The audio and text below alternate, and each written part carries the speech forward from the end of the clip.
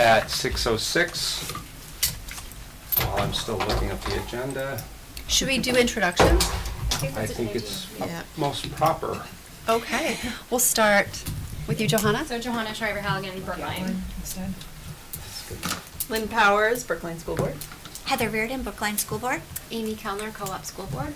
Cindy Bancona, Co-op School Board. Holly Durlow Babcock, Co-op School Board. Gina Bergstock, Superintendent. Lance Flamino, Business Administrator. Jonathan Fontaine, Hollis School Board. Kate Stoll, Co-op School Board. Rob Mann, Co-op School Board. Rafi Zach, Hollis School Board. Great. Let's do it again so I can get everyone's name. One more time. Where I want to go again. All right, we are going to go straight into our appointment of a process observer. Don't all jump right in. Let's keep it in order. A process observer, anyone? Going once? Going Wait, twice? I'm sorry. What is that? Yes, can you tell So us a what process that is? observer basically keeps the chair in check Here comes Tom. and basically says how the overall meeting went. Did we stay on time? Did we, provide enough time for public input? All the little things that make a board worth going. Oh, and look at that. I see our normal chairman. I'm not has normal. come. Our abnormal chairman has just come in. So I'm going to pass off the rest of the proceedings to our duly appointed chairman. Where are we now?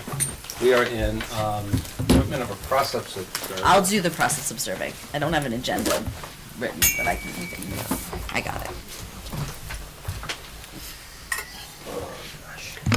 I do not have nominations, resignations, or correspondence.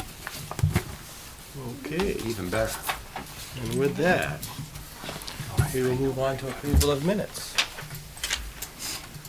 Okay. We have public and non-public, correct? Correct.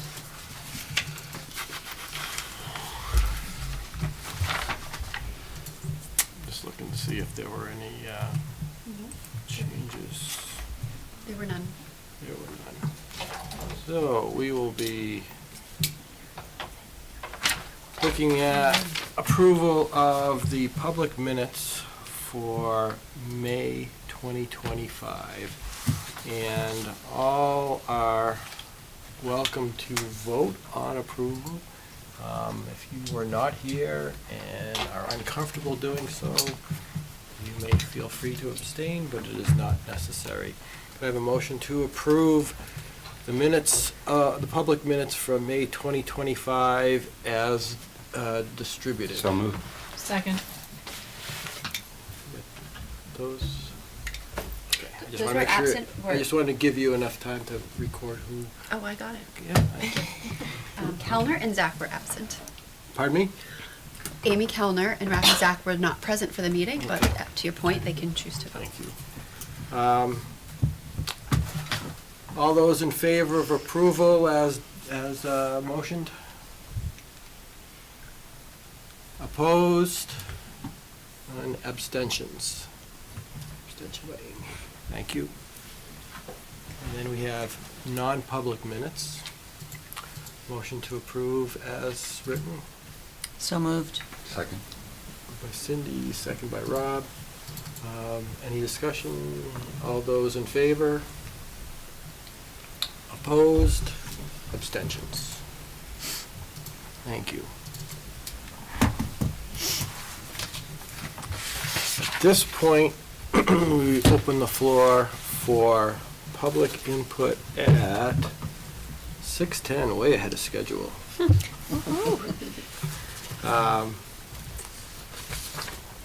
Seeing no one here, I won't go through all of the details, but in general, we will keep public input open for 30 minutes. Actual 35, because of the way the schedule was written, I want to allow for the full 30 minutes from the agenda. If someone is interested in coming forth with public input, they are welcome to do so during that period. Unless Rich wants to be public.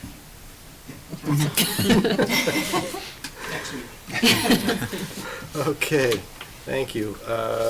Next item on the agenda is the organizational chart that was distributed. Is that something you're going to be speaking to, Gina? Yes. So there's not much to say. I just wanted to make sure that we all had a view of the organizational chart. It's been a little bit, and we've made a couple of changes. So we'll identify the specific changes that have been made. Changes since it was distributed? No, Okay. changes since the last time we had an organizational chart distributed, maybe 5 years ago. So, under the superintendent, you now see the facilities director and the director of HR. Those positions prior to this year were under the business administrator. And so I felt that nobody would take the position of business administrator with the responsibilities as it was before. So I moved those positions to be directly supervised by me. If you recall, a few years ago, Director of Technology was also under the business administrator, and we shifted that to the assistant superintendent because technology and curriculum are so overlapped, and that shift seemed to work well and move the position along. So also, I felt that I was heavily involved in so much facilities work going on across the 3 districts that it would make sense for me to supervise that position. But if there are any questions, I can answer them. If anyone is unfamiliar with some of the positions, so it's a little bit tricky in that it's an SAU organizational chart, but a lot of these positions are not actually within the SAU. They're within buildings and districts. But I do have a general question. Sure. And it sort of is based on conversations that had under other circumstances, but it has to do with the organization of the business office.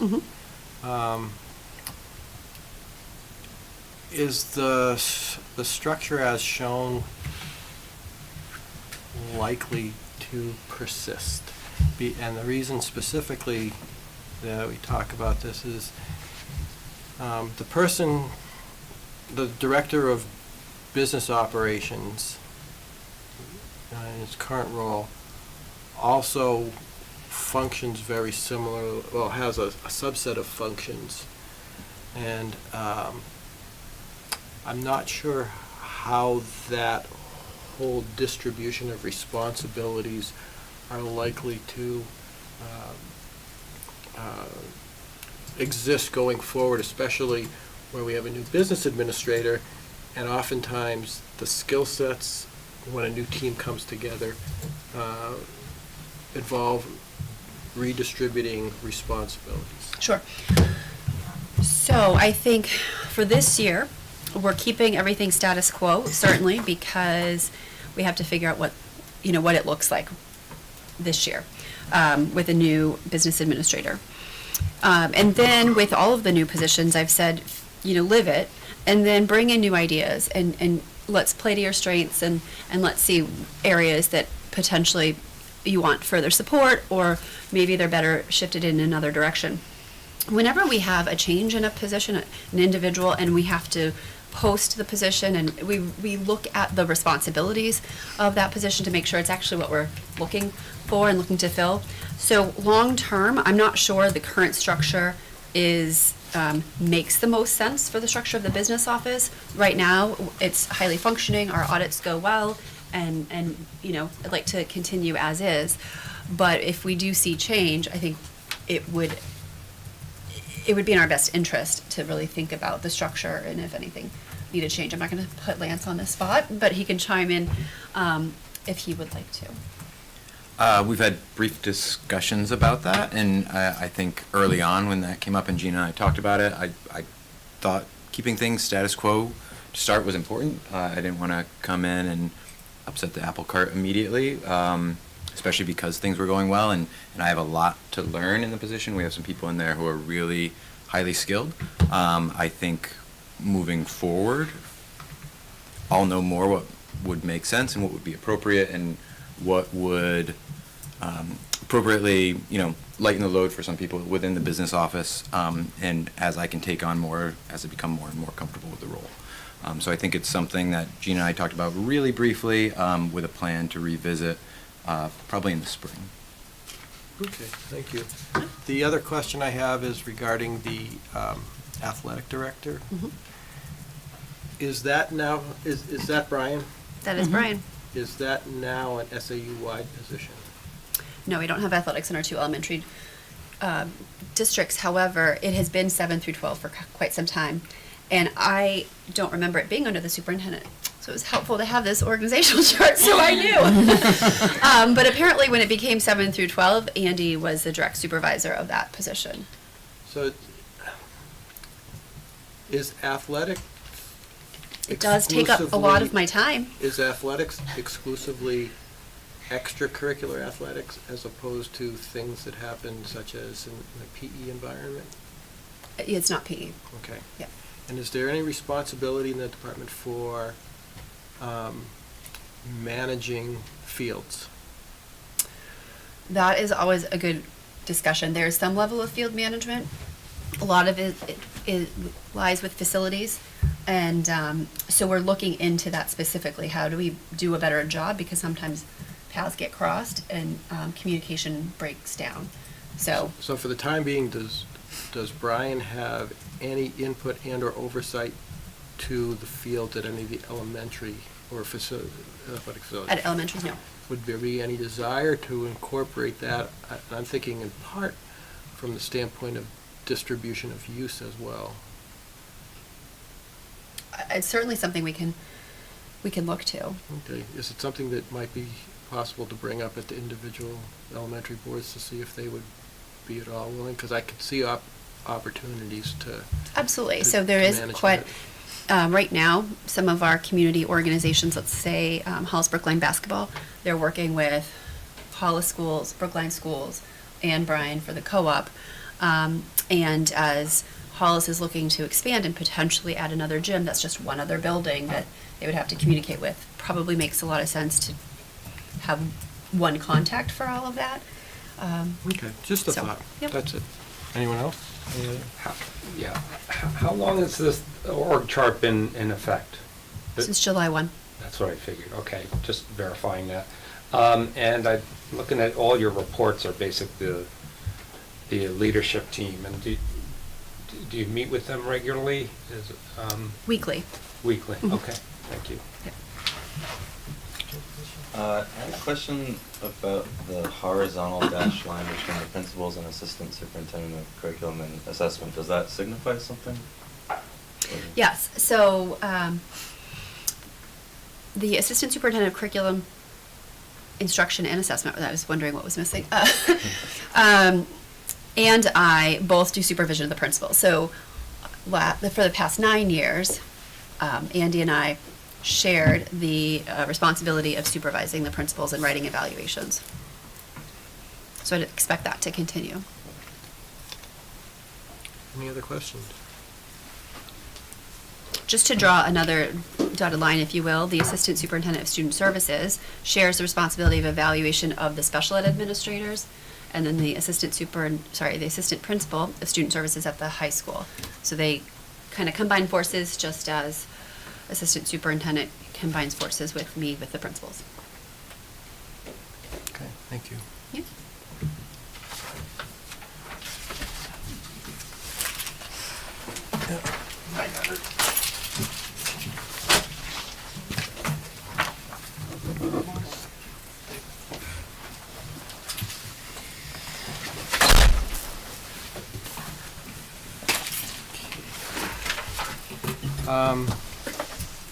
Next on the agenda is the budget updates. I guess first is talking about the end of year for fiscal year 2025, and then moving on to first quarter of FY '26, and then ultimately we'll start the 2027 process. I just would like, since we're a little bit ahead of schedule and I was late and I apologize for that, I just want to take a moment to make a brief comment. Last meeting in May, there were some conversations that I think got a little, confrontational and conflicting, and I had an opportunity to speak with some board members afterwards, and my impression is that some of that had to do with some communication issues and some phrasing that took place. Specifically, what happens, I think, at times is that board members, such as myself, who have been around a long time, say things like, well, in the past, and the way we've done things, and for people who are relatively new to this format, I think those comments, those prefaces sometimes get construed as, this is how we do it, and this is how you should do it. And I would like to clarify, at least on my account, the reason for saying it and the phrasing that should have probably been used is something more like, for historical context, this is what has occurred, just to give background, and it's not intended to say this is how it should be going forward. Because of the disparity among us in our level of familiarity and experience with certain things, some of us feel compelled to try and do that. And I ask for a little bit of tolerance when that phrase is used, that it's not meant to be dictating to people, hey, this is how it works, get in line. It's much more of a, I think it might be helpful to understand some of the history, and here's my 2 cents, take it or leave it as you want. And I just wanted to point that out so that we can feel comfortable that new ideas, new eyes are not only allowed but welcomed and encouraged, because the fact that we've been doing it for so long makes us myopic in many cases. So please take that to heart if you don't mind. And that's it. Thank you. We shall now jump into the budget, and I'm wondering who gets the honors? I get the honors of FY25 Okay. and FY26. Okay, so taking a look at the year-end revenue and expense report, you can see that we went over in the superintendent line. For those of you who are unaware, when someone departs and they have accrued vacation time, we are required to pay it all out. So there was a large payout for unused vacation days for our outgoing superintendent. There's also a large payout for unused vacation days for our outgoing business administrator. So those caused both of those lines to be significantly overrun. In addition, our business office, as we often have, we had a vacancy, and so we had temporary services come in, and so that's usually higher than the budgeted amount. And then the benefit of having those vacancies is that we have savings in retirement contributions and enrollment in benefits, et cetera. We also had insurance enrollment changes that ended up saving us some money. So all of that was good. We're looking at 7/1/24, an unassigned fund balance of $327,852. Because we overran a few lines, given the vacation buyouts primarily, we have to utilize the fund balance. We have to utilize $24,452. And then there's some adjustments that our auditors made. So that leaves our unassigned fund balance at $302,287, which is 12.4% of our adopted budget. And as we know, we like to keep it in the 7 to 10% range. So it's a little bit high. But don't you worry, because we have plans for that. But keep in mind that when we developed the budget, we had planned to utilize about $53,000 of the unassigned fund balance for certain items that were, single-time use, and so we only ended up using $24,452. Is there anything specific that was anticipated that wasn't done that's noteworthy in that amount that wasn't used? No, it was really just due to benefit enrollment changes. All right, so if we move on to where we stand Can I just for- ask, is Yeah. that 13,000 for the superintendent, is that all